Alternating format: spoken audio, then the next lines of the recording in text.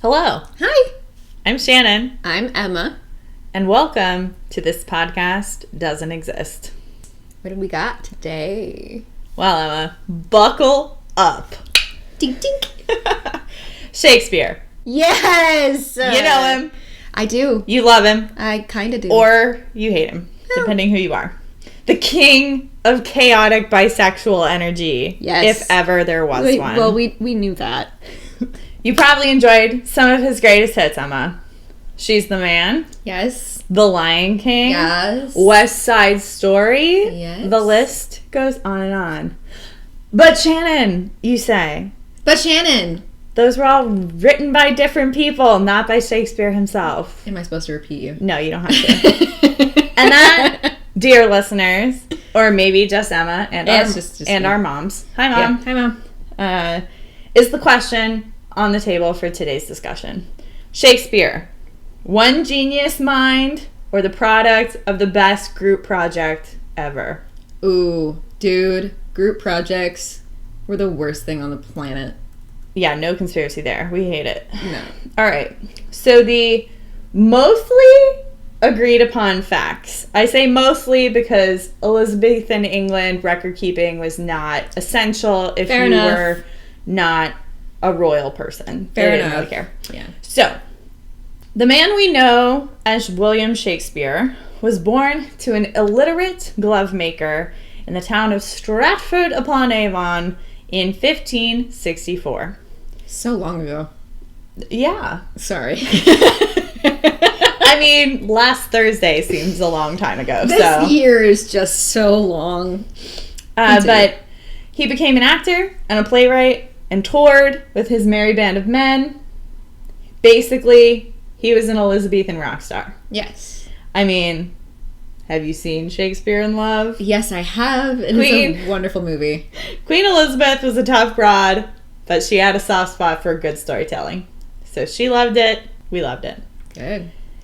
And we're doing real shortened, abbreviated, agreed upon facts because we have a lot to get into. I'm good with that. So he's a rock star. He's writing stuff. He's performing stuff. Cut to 1616. He dies, depending on who you believe, which records you believe, either 3 days short of his 53rd birthday or on his 53rd birthday. Yeah, I had an English teacher in high school who was like, he died on his birthday.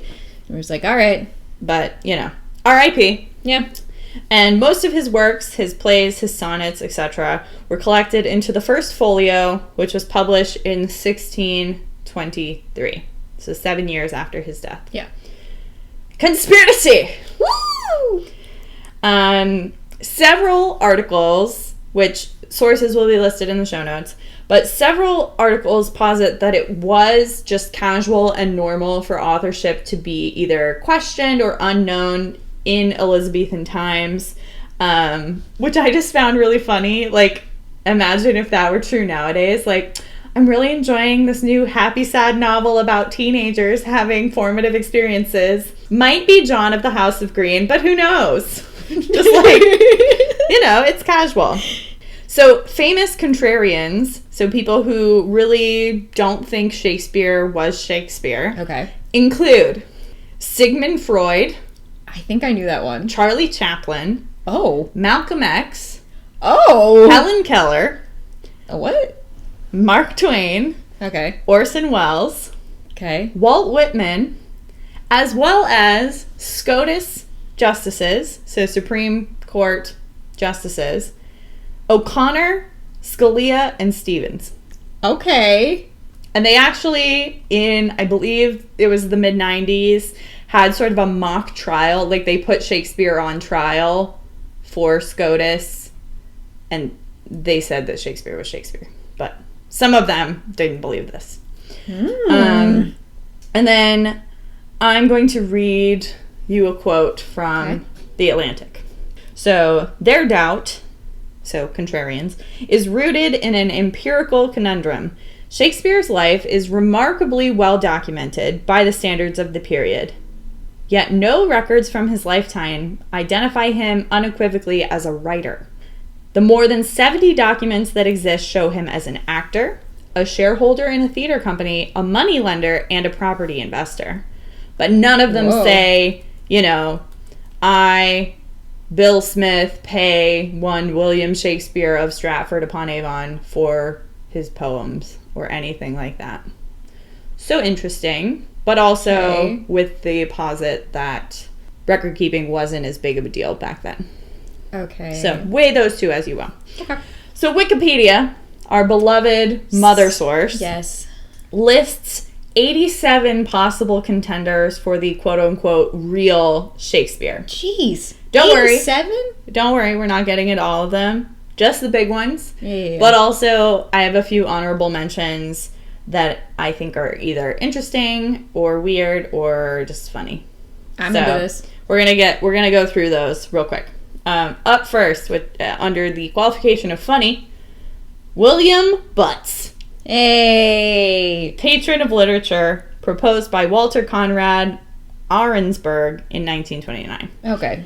I scrolled too far in my notes. Okay. Miguel de Cervantes. I can't say things Fancy. right. Spanish novelist of Don Quixote. He was a poet as well and a playwright. And this was proposed by Carlos Fuentes in 1976. Also died in 1616, so the same year as Shakespeare. Oh. Another notable contender, Daniel Defoe, who was a novelist. Yes. He wrote Robinson Crusoe. And this was proposed by George Magruder Beatty. No year given.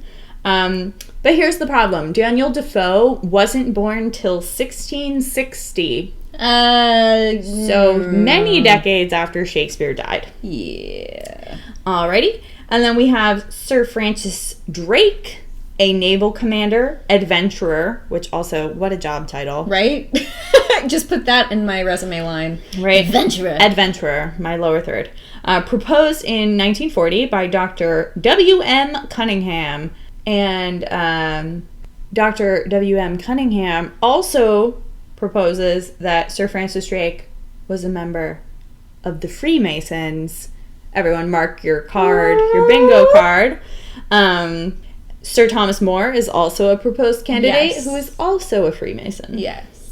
Another contender, Queen Elizabeth I herself. Yes, Queen. It was proposed anonymously in 1857, and it was re-proposed by several people in 1913 and 1956, respectively. Okay. I personally kind of love the idea of Queen Elizabeth being a boss queen and just writing all this stuff herself and then finding some poor himbo actor to be her beard. Her literary beard. I really love that. You know what I mean? Yeah. She was a boss. She refused to get married. She, didn't want to have kids. Godspeed. But I don't know if the evidence is really there. But similarly, James the 6th/1st King of Scotland and England was proposed by Malcolm X as the real Shakespeare in 1965. Choice. Which is a sentence I never thought I would say. Right? Lots of connected things. That's the end of the notable/interesting list of contenders. But additional theories and candidates had been presented as early as 1856 and as recently as 2019. Okay. And actually, even before Shakespeare's death, there were people who were questioning the legitimacy of his authorship. Ooh. Shade was being thrown.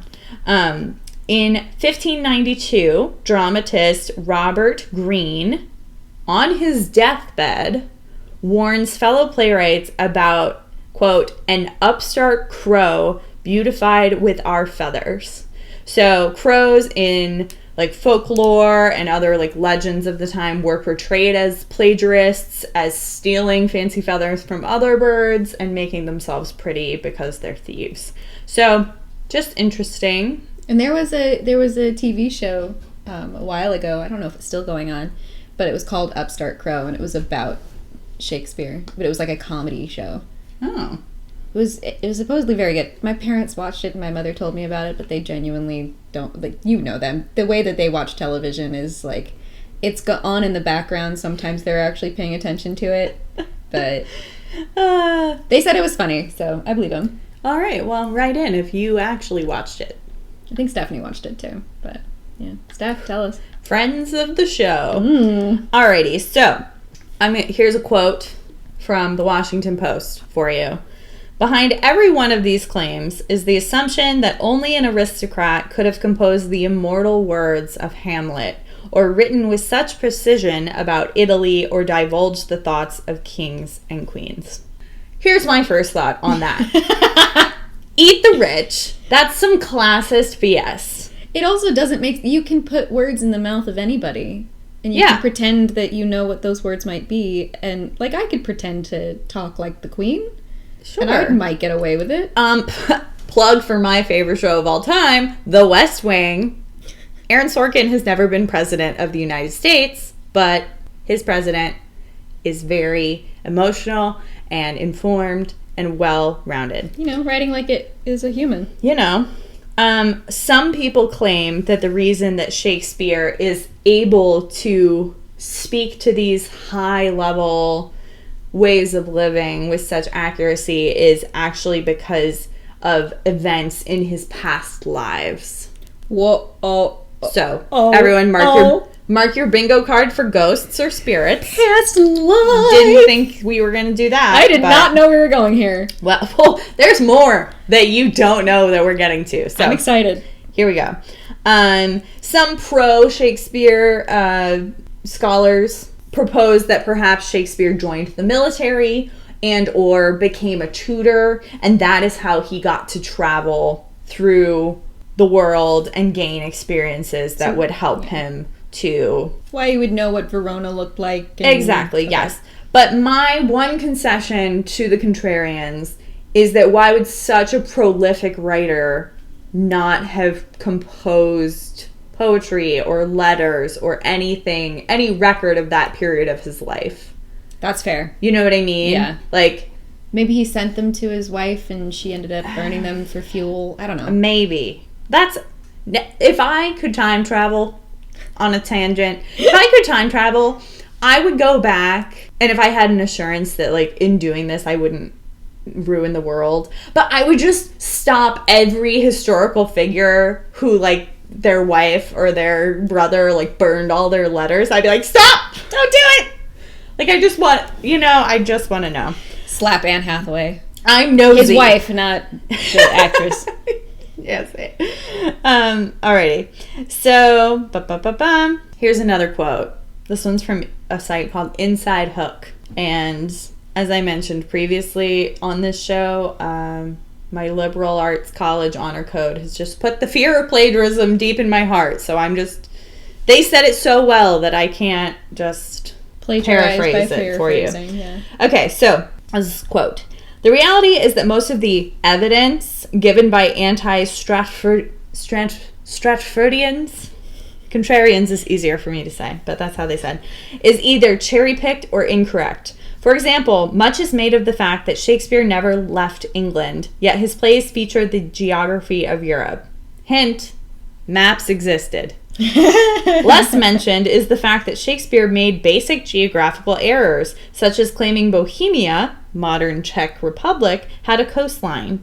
It may be hard to imagine a commoner wrote such brilliant plays, but it's harder to imagine how this conspiracy would have actually worked in practice. The real Shakespeare was undisputedly a famous actor who was involved in the small and gossipy London theater world. He knew and worked with other famous playwrights and actors. He was involved in the productions. He collaborated with other writers. If he was a fraud, especially an illiterate and uneducated one, wouldn't everyone have known it? Which I feel like just sums it up so well before we're even getting into the major contenders, in that there are some people who claim Shakespeare didn't even exist, which I'm like, that's a bit much. Maybe if you feel he didn't write everything that he claimed to, but people were talking about him on their deathbeds. Yeah. And that's recorded fact. Yeah. And if we have records of, like, his birthplace and his marriage and all that. Like, we know that he is a person existed in some capacity. Yes. And there are many contemporary records from that time, whether it's writings or letters between folks, allusions to Shakespeare and his social climbing ways. Like his family did eventually earn or was gifted a coat of arms, which is very significant socially during that time. So the level of conspiracy that would have to exist for Shakespeare to not truly exist is mind-boggling, because the crown would be involved, like so many there would things. be too many things going on at like in the 1600s. Yes.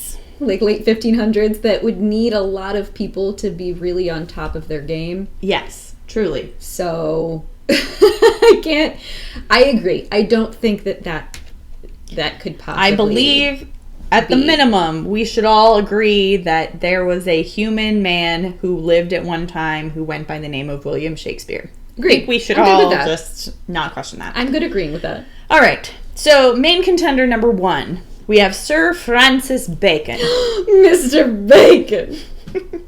Not to be confused with Kevin. I'm going to start you off with a short quote from the Francis Bacon Society website. Ooh. The authorship question may, or may not, be settled by reasoning about facts, but this is not the important point for Baconians. So even the people who feel that he might have been the real Shakespeare aren't willing to debate about the facts. Like, they don't care that much. That's so weird. Which made me kind of hesitant to even really go into it that much. But here we go. So he described himself in letters to his contemporaries as a concealed poet. Okay. Because during that time, poetry was seen as very frivolous, and plays were especially seen as lower class because the locations where they were taking place were just dirty. There was scandalous things happening, gambling, prostitution, all sorts of lowly things. So fancy people with Sir in their name, their title, should not have bothered with those things. No consortium with the peasants. Yes. In 1615, so Shakespeare's still alive, there's a publication which mentions Sir Francis Bacon in the company of several poets, including Willie Shakespeare. Did they call him Willie? Willi. Yes. They called him Willie. Willie. So it shows, they were both still alive, and this is important proof because it does indicate that Sir Francis Bacon was on the same artistic level as Shakespeare and these other well-known established writers and poets. Fascinating. Okay. Then we just got into some really weird stuff that I, in the depths of the night when I was researching, just could not buy into. I'm excited. So one of the pieces of evidence that's presented by Baconians is that there's an engraving that shows one figure dressed like a scholar, assumed to be Bacon, being raised out of a well, like rescued out of a well, and another dressed like an actor, meant to be Shakespeare, to be falling off of a high rock. Where is this? No clue? My note underneath that description is, I don't know, it all feels very Da Vinci Code to me. Yeah. So, but then it gets more. It gets more National Treasure-ish. Separately, there's a cipher. Okay. Whose origins I could not, there were so many paragraphs, I could not, my professors would be disappointed. I did not fully execute the research. But when you take this cipher to Shakespeare's burial monument in Stratford, and you arrange the letters that are listed on that monument, supposedly the message that is disclosed is Francis Bacon, author. That's it? Yes. But then when you go to the Westminster Abbey version, it enciphers Francis Bacon using very odd spelling mistakes and certain things grammatically that are just very weird and wrong. Like putting the letter N in a word that does not have the letter N whatsoever. So that was a little suspicious to me. Okay. However, I feel that this is a Jesus in your toast situation. Yeah. Like, if you are looking for something, you will find a way to make it work. My parents have a bread stamp with the Virgin Mary on it. A built-in miracle. Yeah, I don't remember why they have it, but it's in the drawer with all of, like, the measuring cups and stuff, and so if you do anything, like, bake anything in their house, you open it, and it's just the Virgin Mary looking up at you, and you're like, oh, hi. It's true. God does want me to eat carbs. Yep. So that's kind of the case for Sir Francis Bacon. Okay. There are some more pieces of quote-unquote evidence. They're available on the Francis Bacon Society website if anyone is curious. I personally was not especially convinced. It all felt very National Treasure to me. Very pieced together, cherry-picked, like that earlier quote was saying. Yeah. This little piece is going to hook to this little piece, and then we all figure it out. And it says it kind of. And yes. Okay. So the next candidate we have is Edward de Vere, the Earl of Oxford. Yes. And as I mentioned before, same thing applies to him, even more so because he's an earl. Poetry is frivolous, plays are dirty. Not about it. Dirty plays. So the first piece of evidence that they present, scholars present, this one is more pieced together research. It's not specifically from a society or a publication, is the poem Venus and Adonis. Shout out to Tony Lilly, because I studied this in his gender studies class in college. Oh. So this is the first poem that is published under the name Shakespeare. Okay. And in this poem, Adonis is described as wearing a bonnet. And what's interesting about that is that there is only one painting in the historical record that depicts Adonis wearing such a garment. Because this is a well-known piece of mythology. It's depicted in lots of classical art. But the only painting that Adonis is wearing a bonnet sort of head covering is displayed in Venice, where dear old Eddie, Earl of Oxford, had studied abroad. So people indicate, he got to see that painting and that influenced his description of this Greek hero. Interesting. Yeah. Bonnet meaning what? Like head covering. Okay, so not turban, but... No, like what you're thinking of. Probably not like in a paisley print like Little House on the Prairie, but we'll look it up. I'll try and include it in the Instagram for this post.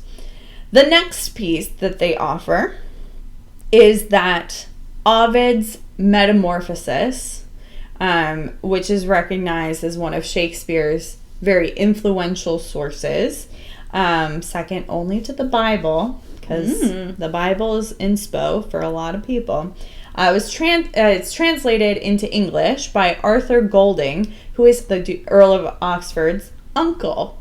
So they were living in the same household when Metamorphosis was translated into English. So that's another thing. They indicate that he kind of would have had first dibs to this translation, to this knowledge. The next thing that I found notable is that the character of Polonius in Hamlet, so the, full of hot air, never shuts up, advisor to the king. Father of Ophelia? Yes, correct. And of Laertes. Yes. Is inspired by the real-life person of William Cecil, Lord Burghley. Pardon me, everyone. So this William Cecil, I really want to say Cecil, but I'm gonna let you say whatever. It sounds right. You think I would have looked it up, but you have other things to look up. You can just shout at your car, I almost said your iPod. No one has an iPod anymore. You can shout at your listening device if I'm incorrect. Feel free. Write in with a correction. But so William Cecil was Oxford's guardian first. Okay. And then his father-in-law. Oh, so Polonius. Yes. Okay. It was tense. Oh. Like, at least you've never had to stab your in-laws through an heiress. Am I right? I mean, just kidding. We love Addams Family. They're great. Addams Family. Right. So that's my husband, by the way. He's a pilot. Yes. He's great. So that's an interesting little comparison. And then the real life William Cecil actually had like a list of advice for his household that was not released to the public until after Hamlet was produced. List of advice? Yeah, like ways to comport yourself so that you're to have a peaceful household and like so you look good to the world. Oh. Which is what Polonius says. Like when Laertes is going to France, he lists this whole long, to thine own self be true. He has that a whole speech. monologue, yeah. Mm-hmm. Other things related, Hamlet, the character, was captured by pirates, as was Oxford in real life. He's looking more and more promising. And then we have another quote. In the first 17 sonnets, the poet encourages the fair youth to marry and procreate. It would have been entirely presumptuous for William Shakespeare, a commoner, to write sonnets offering marital advice to a young nobleman. The sonnets make much more sense if they are seen as coming from an older nobleman to a younger one, whom the older nobleman hopes will become his son-in-law. So basically, Earl of Oxford, our main candidate, he had children. He had a daughter. He was trying to encourage the fair youth to marry into the family. So that's what they posit, that the first 17 sonnets are encouraging this person to join his family. It's an interesting way to get your son-in-law to listen to you. Look, I don't know. Dad, feel like writing anything? I mean, I'm already married, but I'm sure Adam would really appreciate. Well, no, I think it was more of a political thing because William Cecil was this. Oh, to like marry as like a political. The grandfather-in-law of the fair youth. Never mind, Dad. I mean, if you want to write something, Dr. K, you do it. All right. The problem with the Earl of Oxford theory, is that he died in 1604. Ooh. Before Macbeth, King Lear, Coriolanus, The Winter's Tale, and The Tempest were written and or staged. Ooh. Yes. And people don't really have any explanation for that. I didn't see any sort of reasoning around it, other than maybe like he was so prolific that he wrote them all and they just hadn't been produced yet. And the Earl of Oxford is the theory that the 2011 film Anonymous is based on, if anyone was curious. It's not on Netflix. I was really looking forward to looking at it. Not as my research, but as a supplement too. But someday I'll watch it, and it'll be interesting. We'll add it to our long list of things our resource to watch. list. Alrighty. And then we have another, I think, more interesting candidate. Christopher Marlowe. Yay! I know this one. Yes. So he actually only wrote 4 plays, but that is not a detriment to his ability. People point to the fact that literally all 4 of his plays, which are The Jew of Malta, Dr. Faustus, Edward II, and Tamburlaine the Great, all of 4 of those are still performed to this day. So 4 for 4. Yeah. He did pretty well in his time, over 400 years later. And very few pre-Shakespearean, Elizabethan, or English plays in general were revived, if they even survived. So it's very significant for him. We're not really going to talk about his early life because it doesn't really matter. 1584, he gets a Bachelor of Arts from Cambridge. But it almost didn't happen because some important people thought that he was secretly a Roman Catholic. Dun, dun, dun! How dare you! But the Privy Council steps in because he's a spy. Wait, what? Bingo! Whoa! Yeah, you didn't see that one coming. Not at all. So, apparently, throughout his college career, or his university career, excuse me. University. His time at uni, there were long absences from the university and accounts that he spent a lot on food and drink at a time when he logistically did not have the income to support it. Which my slight take issue with that is it's called depression and poor decision making, my dudes. Have you never been to college? Just saying. But he does have to have cash on him at this point. True. Or rack up a tab that he's not intending to pay. Correct. Also, going along with his absences from uni, he's caught with counterfeit coins in the Netherlands in 1592, but when he's sent back to England for punishment, nothing happens. They're just like, yeah, whatever. People think maybe he was on a mission as a spy. And I just liked this, that his reputation as a drinker, a brawler, and a ladies' man makes him an Elizabethan James Bond. Ding ding ding ding ding ding ding ding ding ding ding ding, but make it a liar. Like what is that what it's called? That like little harp? Yeah. Mandolin. Let's say that. Let's make it a mandolin. You get it. Ding ding ding, but with a mandolin. All right. The year is 1593. Okay. It's May. Mr. Shakes is still alive? Yes. Okay. Correct. You know, it's May. Maybe it's starting to get a little warm, but the streets probably don't smell good. It's England, so you know. Maybe not. So, Marlowe's former roommate, Thomas Kidd, gets caught with some papers that basically just say bad stuff about Jesus / the church. Uh-oh. Maybe imply that doesn't exist. Uh-oh. God isn't real. That's not good. Not cool. So he scapegoats / rats out Marlowe. It's a little contentious as to whether or not he actually wrote them or if Marlowe did, but either way, he blames Christopher Marlowe. And Marlowe is called before the Privy Council to face these super serious charges, aka they're punishable by death. Ooh, dang. Yeah. But before he can face the metaphorical music, murder. Supposedly, he's killed in a bar brawl. Supposedly, about the billing of a play. So, like, whose name got to be at the top and bigger and stuff. So at this point, he's written all 4 of his plays. Yes. And while at university or like before university, do we know? I believe it might have been after. Okay. I don't have the years on those. Okay. And he was also like an actor as well. Yeah. So he's in the zone. So people were like, "Oh yeah, you know him. He's a drinker. He's a brawler. He's this performer. He's pissed that he didn't get to be top billing. He gets killed in a bar fight." Okay. Everyone pour one out for the homie. Apparently, he's buried in an unmarked grave. Why? They don't say.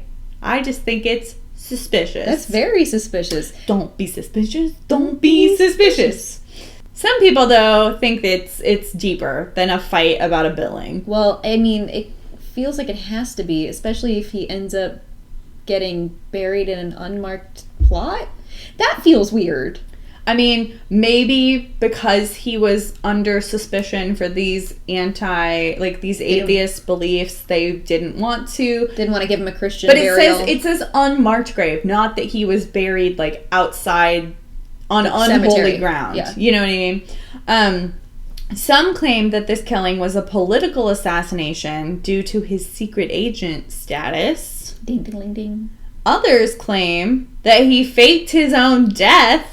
Not again! To avoid the death penalty for atheism. That they claim that he fled to Italy and continued to smuggle plays back across the channel for years to come. As Shakespeare. That's interesting. Right? But Shakespeare and Marlowe knew each other. So that either adds to the theory, I think, or it can... Well, it might add to the theory in that Shakespeare was the one smuggling them back into England. Perhaps. But Shakespeare never left England. No, but he might have been the one who, like, put it on or produced it. Perhaps. I don't know. And Just then a guess. my last main contender, which I find the most fascinating, and is also a testament to how a well-constructed article can really just win the day. Which I will actually scroll down and give you the specific one for this case. Again, all sources will be listed in the show notes. They always are. But most of my evidence is drawn from the following article in The Atlantic, which is Was Shakespeare a Woman? By Elizabeth Winkler. And this was from 2019, I believe. So basically all of the following information is from that article in The Atlantic, just to fully disclose that for me. So her argument is that Amelia Bassano, the daughter of Venetian immigrants and a highly praised writer of religious-themed texts, of course, because patriarchy, she couldn't have really been allowed to write anything else publicly. She argues that Bassano is the true Shakespeare. And the reason that she argues that Shakespeare is a woman in general, a few of these points are general, is that how could a man write such nuanced and liberated female characters such as Beatrice from Much Ado, Kate from Taming of the Shrew, Rosalind from As You Like It, the list goes on and on. So, like, how could an Elizabethan man be so open-minded as to think up these powerful female characters? As main characters, too. As heroines. Okay. Similarly, how could a man conceive of such intimate and meaningful friendships between women? You see it across many of his plays. You have Beatrice and Hero in Much Ado, Juliet and her nurse in Romeo and Juliet, Emilia and Desdemona in Othello. The list, again, goes on and on. Which I think is interesting that female friendship, I think, still to this day, is still overlooked and is looked, not in some cases looked down upon, or is seen as very frivolous. I mean, you have the Bechdel test, which for a show or a movie to pass the Bechdel test, they have to have two named female characters who exchange, I believe it's like 3 to 5 sentences of dialogue together that are not about a man. Yeah. And you would be shocked at the number of shows and movies that do not pass the Bechdel test. So that's interesting. Again, kind of in opposition to this, Shakespeare's will left no consideration for the education of his daughters, contrary to the powerful characters he supposedly wrote. So this is in opposition to the argument that Shakespeare was a woman. Or, like, I guess in their argument, Shakespeare, the man, didn't write the plays because he didn't leave any educational considerations for his daughters, versus the artistic mind of Shakespeare was a woman, but obviously that woman wouldn't have control over the man Shakespeare's will. My argument, though, is that not all authors practice what they preach. J.K. Rowling wrote of a magical world where everyone is accepted as exactly as they are, but she turned out to be a terrible TERF. So, anyway, I'm going to quote directly from the Atlantic article now.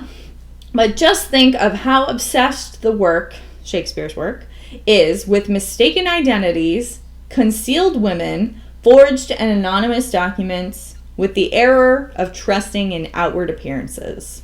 Which I truly had not considered before. Me neither. But there is a lot of cross-dressing, a lot of mistaken identity, whether it's twins, whether it's women pretending to be men.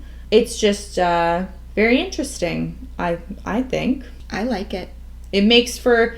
Narratively, it's very intriguing, right? I think it's part of the reason we all love Shakespeare in Love, you know? Yeah. Gwyneth Paltrow's character is pretending to be a boy, so then she can perform in a show.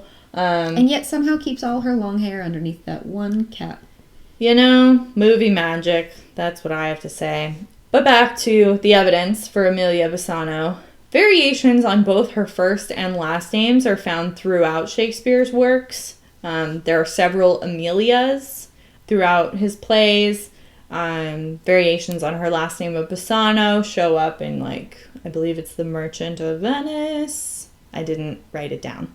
But just interesting. Pro-Shakespeare scholars would point to the fact of, well, they would know each other. Like, she was a patron of the arts. She was involved. She was around as much as she could be as a woman. So, you know, we don't look at every movie or every book and be like, oh my gosh, you know someone named Amy. So then this means that they're the one in the... Yeah. You know. And also, like, what names are popular and what names people, Precisely. you know, are liking. Because they would pay attention very close, probably, to, like, what's happening within the arts world and figure out who can I honor in this moment? Who can I write into this play that I'm writing? Yes. So, Shakespeare's troupe did not perform at court until 1594. But several of his history plays had been written before then, and they seem to show an insider knowledge of the ins and outs of court. So that's an argument that they make, that Shakespeare, the man, could not have written these because he's just a commoner. He doesn't know anything about the politics. And Bassano, however, through her lover, which I don't really love as a term, she was basically his teenage mistress. Like, she was like 17, 18. He was like in his 40s. Yeah. But through him, she had an in at court and was apparently well loved by the queen until she was thrown out of court in 1592 due to an illegitimate pregnancy.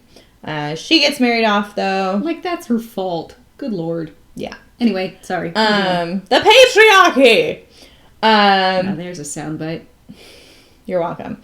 She does get married off, so she's like, societally, she's okay, even though she's not in court anymore. But the argument is that she attended court during the time that several of the histories were written. Another piece of evidence that they point to is that her family were suspected to be Jews posing as converted Christians. Once they immigrated into England, they were posing as Christians, obviously, because contrary views, as we talked about with Marlowe, not really appreciated. No, especially under Elizabeth. Yes. So the reason that's important is that A Midsummer Night's Dream draws from a passage in the Talmud about marriage vows. That's in the text. And then in All's Well That Ends Well, spoken Hebrew is mixed in with like the nonsense language that's included in the play. So if Shakespeare, the common boy from Stratford-upon-Avon, who is Christian, like, why would he know that, is their argument. In Bassano's book of poetry, she writes about men who wrongly take credit for knowledge. And I'm going to read you a quote. "Yet men will boast of knowledge which he took from Eve's fair hand as from a learned book." Which I'm like... I feel like I need to snap. Ooh, the shade. Or like, flash your fan. Like, yeah. As from a learned book. Yeah. Fan yourself. Which, okay. And then that's kind of the conclusion of those main contenders. Okay. Some historians propose variations on a group theory, but I won't be going into depth about that. That's what we learned. Just due to time. But one concession that I will give is that theater is incredibly collaborative. So we will never know until time travel is invented if there were instances in rehearsals where Richard Burbage or Will Kemp or another actor ad-libbed a line that made the final cut. Do I think that the majority of a piece could be written like that? I really hope not, because that sounds like the group project from hell. Any playwriting MFA students, please write in and let us know. So, the truth. Shakespeare, quote unquote, was probably William Shakespeare. Aww. Because math. Ew. That you didn't see that coming. Not also, at all. I feel like a clickbaity, like, BuzzFeed headline. Like, Shakespeare is Shakespeare, 'cause math. All right. Which I found this really interesting.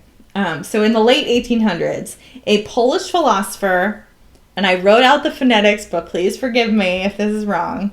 A Polish philosopher named Wincenty Lutosławski created stylometry, which is where you take characteristics of an author's body of work, such as sentence length, sentence structure, vocabulary, both the breadth of vocab and the frequency of certain words, and you essentially place them on graphs. I'm going to show this picture to Emma. We'll include it on the Instagram. But so you take, for instance, the usage of the word "the" compared to other vocabulary terms, and you plot points based on each of the plays or of the works.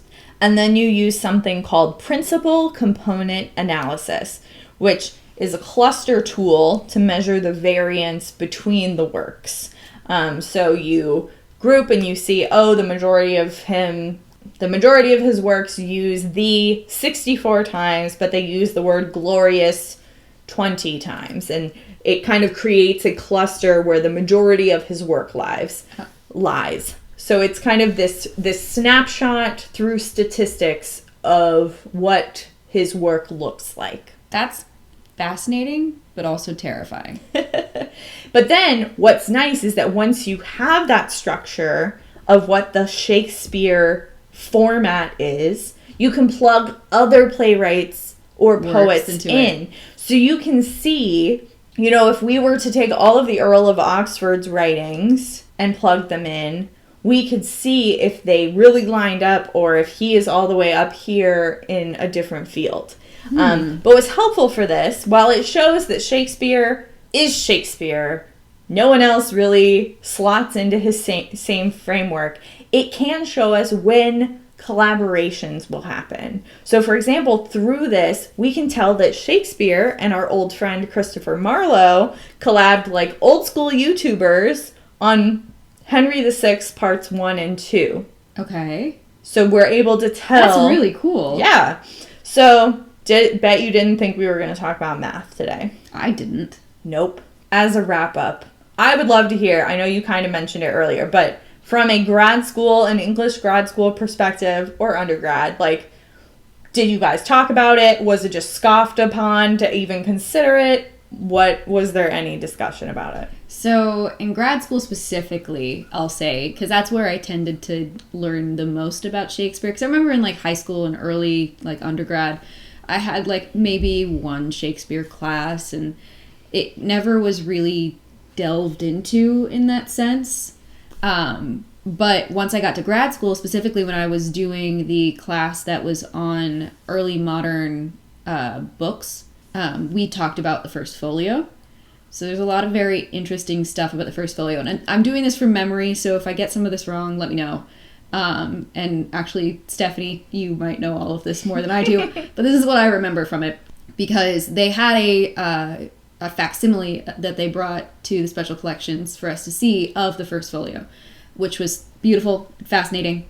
But the professor who was teaching us, she used to be the head of the Shakespeare, I forget what it's called. It's basically the convention that they always have with all of the new theories, all of the new papers. The Blackfriars?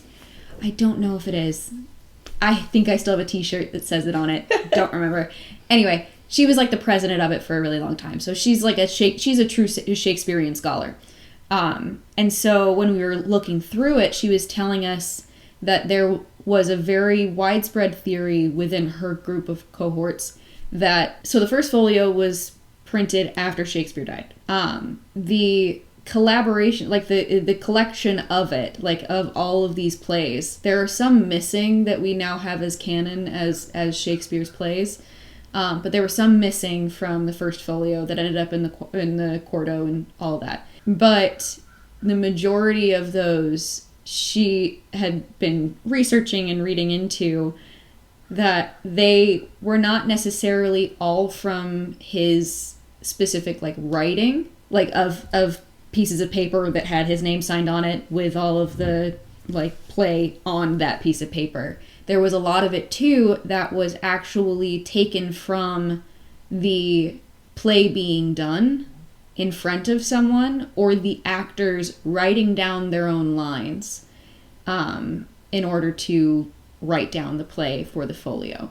So the idea that there was a lot of like potential ad lib, that there was a lot of their own flair to certain words, certain phrases, to make their characters specific, is very possible. But I find this plot point thing fascinating. I want to know if they've done anything, like if they've been able to put anything together of like Amelia's writings and like figure that out, because I feel like there's a lot of factual stuff that we know about other people that seem to cling more towards, or like lean more towards certain aspects of the actual content of the plays, even if the phrasings and the words and the structure of the sentences are particularly Shakespearean. So I find that fascinating. I've also heard the Amelia one before, of the fact that, yeah, there's no way that he could possibly be writing such a strong female character with a strong female friend within the play. And I've read a couple papers about that, but the majority of the scholars that I've read that are in, like, that dip their toes in that also lean back into, well, what about in the histories, what about in this, and all of the minute, like even in Hamlet, having Ophelia, is it Ophelia? Mm-hmm. It's Ophelia. Having Ophelia be almost like she's a femme fatale, but like not in the boss way. Like, I don't know. Yeah. I don't know what the best way to describe her is, but like there's a little bit of that too, where it's like it's very specific which ones women are chosen to be key points in, and even with the cross-dressing, it is meant to attract or be secret from men, but allow them to like kind of know. Right. So like in Much Ado About Nothing, all of the like trickery and hiding behind clothing, and he couldn't possibly know that I am me, even though I'm just wearing pants. Like, right. So. Well, and it's I would be interested, I didn't go into it for this, but I would be interested to see which of the plays were, like, when they went to court, which were already in existence and which were plays that were written once they started going to court, because in my mind it makes sense to present to the queen, the first queen, like a play with a strong, powerful woman.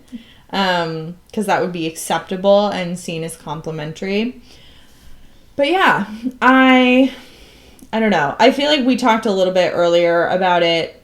I think the people who claim that Shakespeare as a person didn't exist, the level of fathomable that, like, there would be a faked baptism, a faked wedding, death paperwork, a literal grave. You have to remember how expensive paper is at this point too.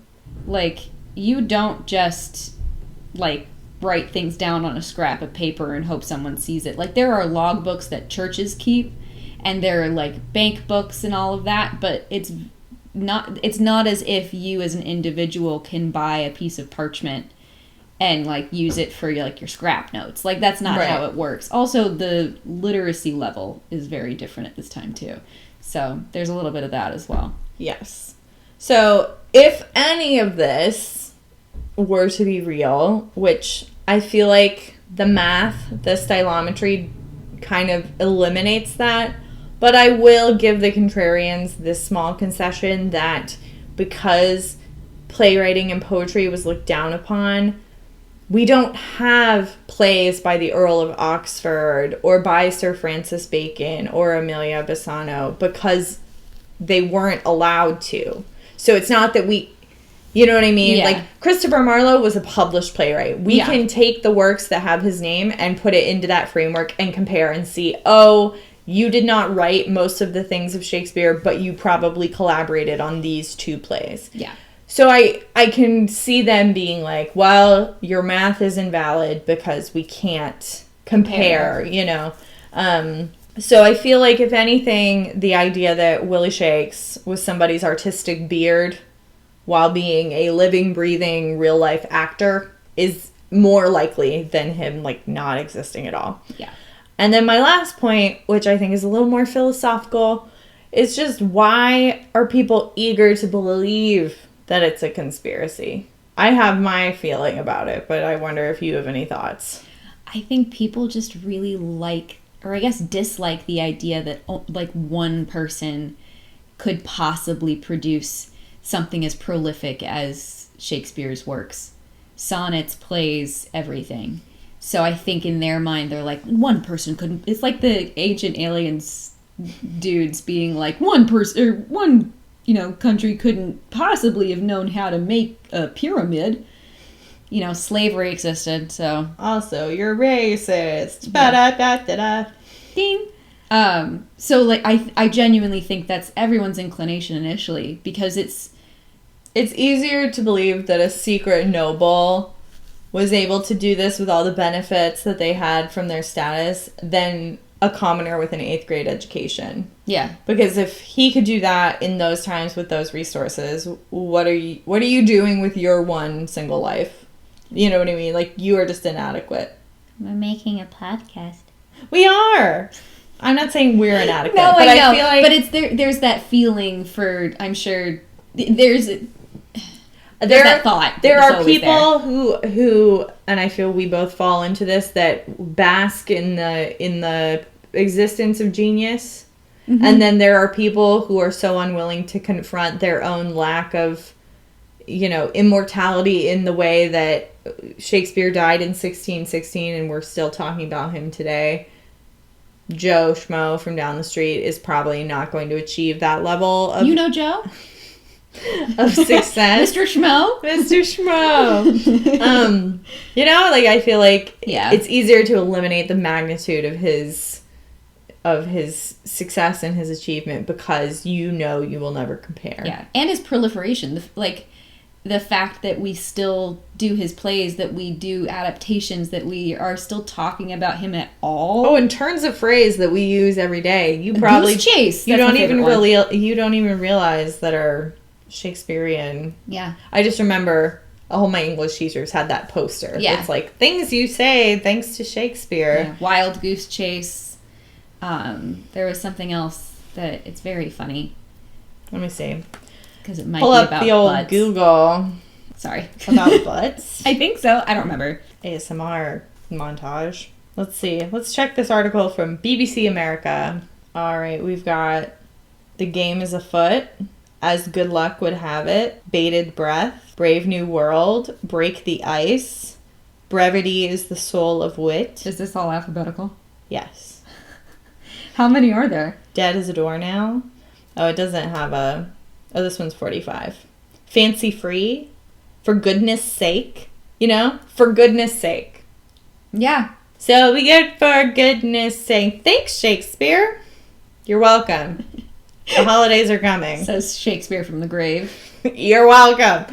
I just appreciate him. And also, please know, when I was doing this research, I just kept picturing Christian Borle as Shakespeare from Something's Rotten. Yep. It's hard to be the bard.